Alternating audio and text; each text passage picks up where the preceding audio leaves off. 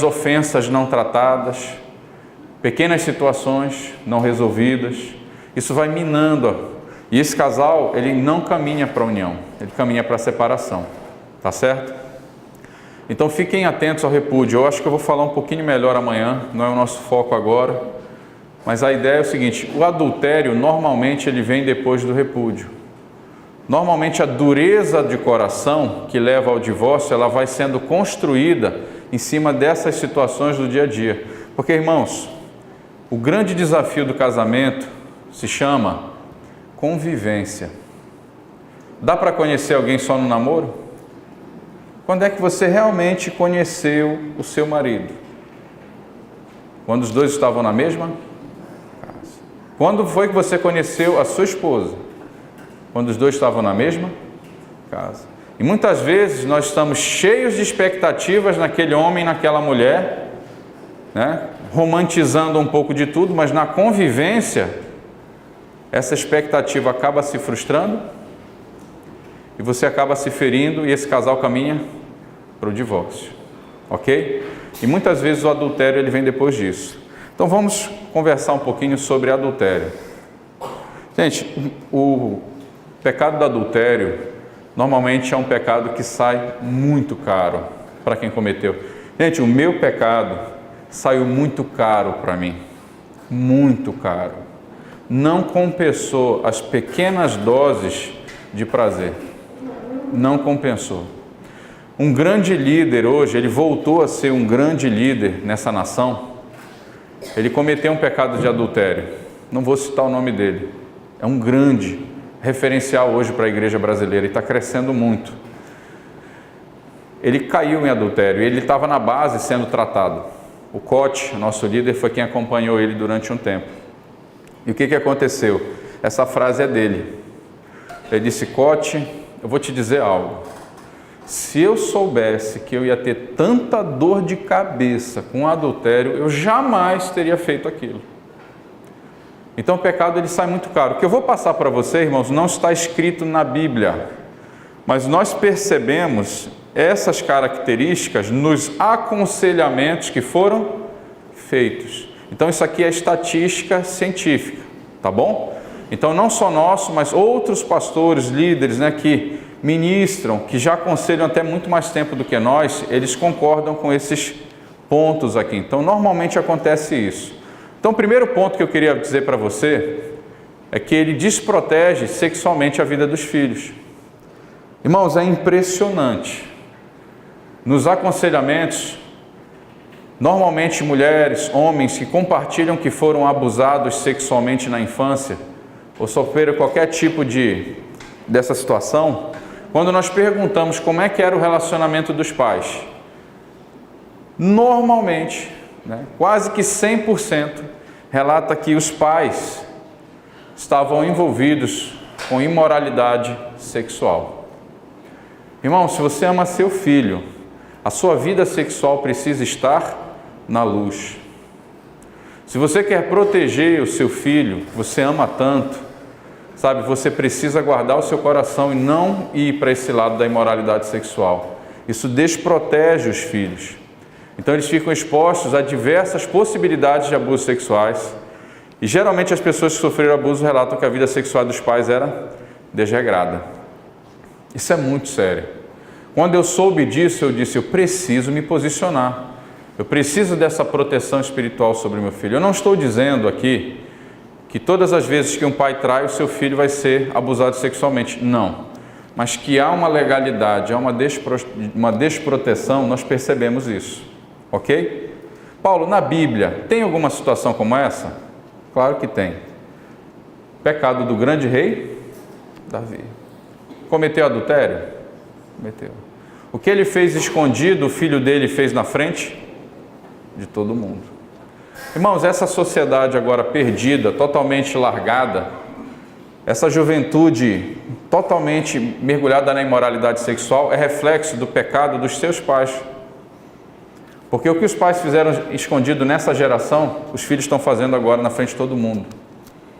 Como é que a gente combate isso? Se posicionando, fechando a brecha, guardando realmente essa posição sacerdotal dentro de casa. Amém? Então, proteja os seus filhos, se posicione nesse sentido. Um outro fato que nós percebemos, é impressionante como as mulheres elas têm uma capacidade mais fácil, mais rápida de confessar pecados. Então foi muito comum que, diante de um cenário de adultério, nós compartilhando lá na base, no processo de libertação, nós estávamos conversando e o que aconteceu? As mulheres, muito mais facilmente, elas assumiam o seu adultério. E nós chamávamos o marido para ver aquele confronto, aquela questão da exposição. E é impressionante como o marido já estava envolvido em situações de adultério muito antes. A minha esposa foi assediada pelo menos umas 4 ou 5 vezes. Mas ela é tão desligada, tão assim, a cabeça dela tão tranquila com relação a isso, é tão posicionada, que muitas vezes ela nem percebeu. E aquilo nem aconteceu, ela seguiu a vida em frente. Mas a minha irresponsabilidade expôs a minha esposa. E muitas mulheres acabam sendo assediadas, por conta dessa legalidade dada pelo marido. Eu não vou lembrar de um texto bíblico agora, mas tem um texto que diz assim, mais ou menos assim, que as suas noras e as suas filhas se prostituem, mas eu não farei nada com elas, porque os seus filhos e os seus pais estão envolvidos com prostituição. Eu vou tentar achar esse texto aqui, é um dos grandes profetas ali, Railca. Eu vou tentar localizar esse texto, eu trago amanhã para você, mas você vê que há uma desproteção, tá? Há realmente um fato de desproteção. Então a gente precisa fechar essa brecha aqui, é muito importante. Um outro ponto é que o adultério afeta invariavelmente a vida financeira da família. Irmãos, pensa num cara que ganhava um bom dinheiro, mas não conseguia sair das dívidas. Lógico que tinha a minha irresponsabilidade, mas era impressionante. Como ele ganhava dinheiro, acontecia alguma coisa, o dinheiro ia embora. Ganhava dinheiro, o dinheiro ia embora. Parece que escorregava pelas mãos. Era impressionante, Então, quando você coloca o seu dinheiro em altares de imoralidade sexual, isso gera uma contaminação contra você. Irmãos, vamos imaginar que o marido, ele frequenta prostíbulos e ele paga aquelas prostitutas. Esse ato é um ato de contaminação espiritual, sim ou não? É um ato de contaminação. Paulo, tem alguma situação na Bíblia que possa fazer uma referência sobre isso? Nós temos um caso de um camarada chamado Ló. É interessante que Ló não traiu, a sua esposa, ele era chamado de um cara até justo, mas ele colocou todo o dinheiro dele num lugar de imoralidade sexual. Verdade ou não? Tudo que Ló tinha, ele colocou em Sodoma.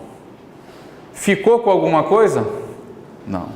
Teve que sair corrido, ir embora, e perdeu tudo. Perdeu até a mulher que virou estátua de sal. Então isso aqui foi uma característica. Normalmente as pessoas que nós aconselhamos, era impressionante como elas vinham de um estado crônico, de problemas financeiros. Aí você começa normalmente pelo problema financeiro, vai esmiuçando, você vai identificar um adultério ali naquela história. É impressionante como isso está associado. Contamina espiritualmente a cama do casal. Irmãos, é impressionante, mesmo quando o cônjuge não sabe, o cônjuge traído, é impressionante como começa a surgir um bloqueio sexual no casal. Irmãos, nós trabalhamos somente com famílias cristãs. Um ou outro casal, por conta dos livros agora, está nos procurando. Nós evangelizamos esse casal em primeiro lugar e depois a gente parte para o aconselhamento. Mas normalmente com famílias cristãs. É impressionante como acontece isso. Às vezes o casal está há meses. Nós já pegamos casais com anos sem relação sexual. É impressionante, parece que o prazer sexual ele migra de dentro do casamento para fora. Impressionante a gente observando isso. Então isso começa a surgir uma inibição, começa a surgir uma interrupção. Engraçado que às vezes até aversão nós já percebemos. Muitas vezes aquela mulher não suporta se entregar sexualmente para aquele marido, ela não consegue fazer isso. É impressionante, você vê que é algo que quebra dentro de um casamento, algo que acaba rompendo dentro de um relacionamento, entenderam? Outra coisa que nós percebemos, né? Perturba emocionalmente o casamento. É impressionante como começa a surgir um ciúme doentio. No nosso casamento, olha só, eu era quem traía, eu é quem fazia toda a irresponsabilidade, e chegou um momento que eu comecei a sentir um ciúme dela absurdo. Eu estava querendo até controlar a saída dela de casa. Irmãos, cuidado. Ciúme não é amor. Ciúme muitas vezes é egoísmo e possessividade. É muito importante reavaliar isso, ok? Então é impressionante como isso aconteceu no nosso casamento, da minha parte para com ela, e ela estava limpa no negócio. E eu é que estava realmente totalmente adoecido, porque eu sabia o que eu fazia escondido, mas eu não queria que fizessem com ela. Olha só o cinismo, né? Olha só que cínico. Outro ponto, se a pessoa ela segue no ministério, né? É impressionante como acontece o esfriamento. A igreja, é impressionante, começa a esvaziar. Do nada, você vê, começa a esvaziar. Né? Nós tivemos a oportunidade de estar numa igreja, não vou citar o lugar, e eles não sabiam por que esvaziava, só esvaziava, e ele estava agonizando, e durante um tempo de intercessão, Deus mostrou algumas coisas para a gente, para a equipe, né? E, ao que tudo indica, havia um adultério escondido do pastor, mas não houve quebrantamento nesse caso. Olha só, não houve quebrantamento nesse caso. E até onde nós sabemos, a igreja continua a diminuir. Uma igreja que tinha quase 500 membros, hoje se a igreja tiver 70, olhe lá. E é praticamente sobre... está aqui, ó. Eu não castigarei vossas filhas quando se prostituem, nem vossas noras, quando adulteram, porque eles mesmos com as prostitutas se desviam. Entenderam como abre? Meretriz e sacrifício, pois o povo que não tem entendimento será transtornado. Está aí a base bíblica, muito obrigado. Tá? Então abre essa legalidade. Você vê que são situações que nós percebemos no adultério, mas normalmente há uma base bíblica associada a ele. E, gente, todo adultério, todo, está associado a escândalo. Todo adultério está associado a escândalo. É algo escandaloso, um adultério. Custa caro, meus irmãos. Vale a pena realmente pensar, processar, procurar um caminho de reconciliação, de restauração com a esposa, de humildade e quebrantamento, porque ele causa escândalo e ele afeta a questão dos filhos. Tá bom, gente? Vamos seguir. Isso aqui é o bisturi da cirurgia. Vamos entrar agora no livro de Oséias. Irmãos, o pecado do povo era tão grande, o povo já tinha cruzado tantas linhas, que Deus precisou fazer algo que gritou naquele tempo. Irmãos, já pensou Deus pedir para um profeta dele, um querido dele, se casar com uma prostituta? Porque Deus queria chocar o povo. Deus queria mostrar para o povo que o pecado do povo se assemelhava ao pecado dentro daquele casamento. Então Deus chocou ali, ó. Então ele está contextualizado esse livro, né, no adultério do povo de Deus com seus ídolos e suas práticas, contrárias à palavra e sua lei. Então assim, o adultério ele é uma ferida profunda interna num casamento, quase mortal. É quase mortal essa cirurgia, esse problema. E a terapia que Deus propõe, Paulo, como é que eu trato um adultério? Já que o livro de Oséias é quem contextualiza melhor essa situação. O que Deus fez ali? Oséias 6, do 1 ao 3, se puder colocar. De novo nós voltamos nessa palavra. A terapia de Deus qual é? A terapia de Deus é uma cirurgia. Capítulo 6, do 1 ao 3. Vinde, tornemos ao Senhor, porque Ele despedaçou. Ele feriu e nos sarará. Feriu e nos atará a ferida. A proposta de Deus para esse final de semana é o quê? É abrir a ferida da confissão. Mas Ele está prometendo o quê? Sarar essa ferida. Depois de 2 dias, nos dará vida. E ao terceiro dia, tem uma caminhada, irmãos. Tem uma caminhada aqui. Esse terceiro dia é um tempo, é uma caminhada para que haja o processo de restauração. Ao terceiro dia, nos ressuscitará e viveremos diante dele. Isso se cumpriu na minha vida e na vida da Rayuca. Amém? Isso se cumpriu na nossa vida. Então conheçamos e prossigamos em conhecer o Senhor. A sua saída, como a alva, é certa, e Ele a nos virá como chuva serôdia que rega a terra. Amém? Palavra de quem? Palavra de Deus. Ok? Pode voltar para a apresentação. Então, a terapia, irmãos, para adultério é cirurgia. O bisturi, a ferida, confissão. Como é que essa ferida é curada? Perdão. Arrependimento, perdão. Amém? Não é uma resposta fácil. Eu sei que não é fácil. Quando Deus começou a me confrontar, irmãos, eram anos querendo confessar e não conseguia. Eu cheguei a pesar 132 quilos, porque eu sentia tanta culpa, tanta vergonha, eu queria confessar e eu descontava tudo isso onde? Comida e na pornografia, porque eu não conseguia lidar com tudo aquilo. Amanhã nós vamos falar sobre o ciclo do vício sexual. Eu queria muito que você tivesse. A palestra de manhã não é só para jovens e adolescentes, ela é para todos. E os jovens, eles podem vir. As palestras da tarde e da noite são voltadas só para casal. Então, se você puder vir amanhã e trazer um casal, trazer alguém, vai ser importante. Então, terapia de Deus, cirurgia. Quem vai fazer essa cirurgia, Paulo? Deus. Deus está propondo isso aqui no meio de nós. Então, aqui, olha, vai ser uma cirurgia, Então, ela está ligada a trauma, ou seja, vai doer. Quem aqui está preparado para ouvir uma confissão de adultério? Tem alguém aqui preparado para ouvir? Ninguém. Vai ser um trauma. A minha esposa achava que eu era um homem fantástico. E olha que eu errava pra caramba com ela, pisava na bola, eu achava que era um péssimo marido. Mas ela era tão feliz, porque ela me via como um resgatador. Até que ela viu a minha verdadeira face. Durante 10 anos eu escondi dela quem eu era. Hoje ela sabe com quem ela está casada. E hoje nós temos intimidade, porque existe transparência.